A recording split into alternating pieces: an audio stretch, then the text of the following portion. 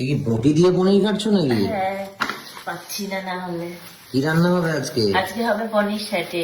আর পনিরটা এত বড়, কাটতেও পাচ্ছি না, মানে অনেকটা। কয় কেজি হবে এটা? 5 কেজির উপরে হবে।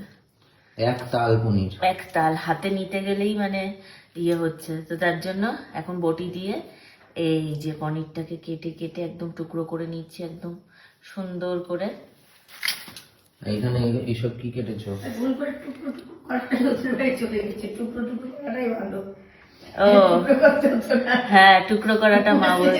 চলে গেছে, টুকরো করে। এই যে এখানে হচ্ছে ক্যাপসিকাম আর পেঁয়াজ কেটে নিয়েছি, এখানে আমি ধনেপাতা কেটে নিয়েছি, আর এখানে এই যে এখন পনির কাটছি।